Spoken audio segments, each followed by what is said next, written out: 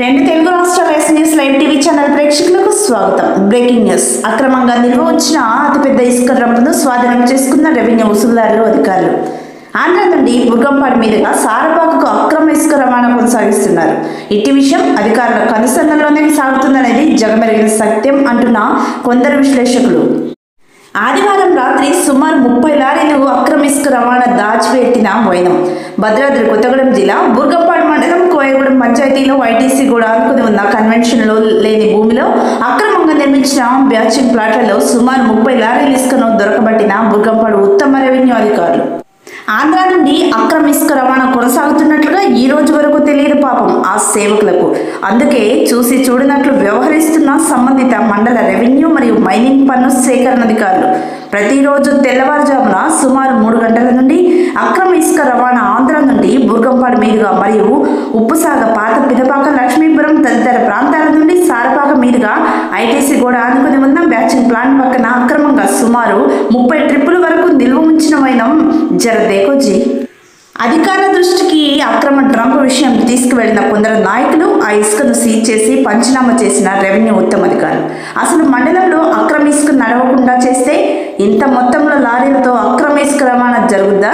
అధికారుల పర్యవేక్షణ లోపం వల్ల కాదా ఇదంతా అక్రమ ఇసుక రవాణా జరుగుతుందని మండల ముడుపుల సేకరణ సేవకులకు తెలియదా అంటున్న స్థానిక ప్రజలు.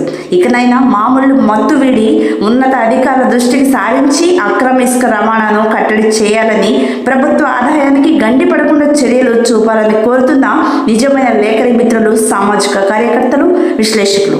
పెట్టుకోమని ఇచ్చింది. ఇంకో పేపర్ కూడా ఇచ్చానండి మీకు. పొల్యూషన్ కంట్రోల్ ఇంకోటి కూడా ఇచ్చానండి మీకు.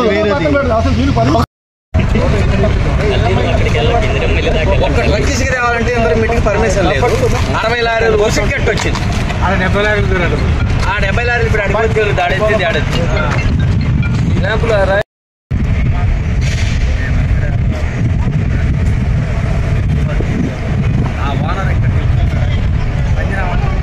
ఇది పక్క అక్రమ ఇసుక అని మా దృష్టికి వచ్చింది కాబట్టి మేము దీన్ని సీల్ చేస్తూ పంచనామా ద్వారా మా ఎంఆర్ఓ గారికి నేను రిపోర్ట్ సబ్మిట్ చేస్తాను.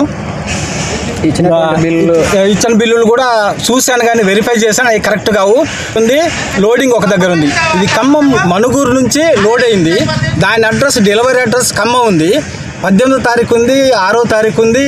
అట్లా నానా డేట్స్ మీద ఉన్నాయి కాబట్టి ఇది తప్పు. బిల్లులు అనేది తప్పు చూపెట్టారు. బిల్లులు అనగానే చూపెట్టారు కానీ అవి ఎటువంటి కరెక్ట్ బిల్లులు కావు. నేను క్లియర్గా చూశాను. ఇప్పుడు మీకైతే అనుమతి ఉంది. దానివల్ల ఇప్పుడు సంబంధిత స్టోర్ కీపర్ గారిని కూడా అడిగితే ఆయన ఉందండి ఇచ్చానని అంటున్నారు కానీ రికార్డెడ్ కావాలని నేను అడగటం జరిగింది. ప్రస్తుతం అయితే ఎటువంటి లైసెన్స్ అయితే లేదు నాకు తెలిసి. ఇది అక్రమ ఇసుక పక్క కాబట్టి సీజ్ చేస్తున్నాము. సీజ్ చేసి మేము ఎంఆర్ఓ గారికి నేను రిపోర్టు తెలియజేస్తాం. ఈ సీజును కనుక సీజ్ చేసిన ఎటువంటి పరిస్థితులు కనుక కదిపితే వాళ్ళ మీద పోలీస్ కేసు, పీడీ యాక్ట్ మొత్తం పెడతాం ఖచ్చితంగా. బాచింగ్ ప్లాంట్ అనేది ఉన్నది. దీనికి ఎటువంటి పర్మిషన్ లేదని పంచాయతీ నుంచి నాకు ఇన్ఫర్మేషన్ అందింది. ఓన్లీ పొల్యూషన్ ఒకటే అందింది కానీ మిగతాది పక్క లైసెన్స్ అయితే పంచాయతీ నుండి ఏమీ లేదు.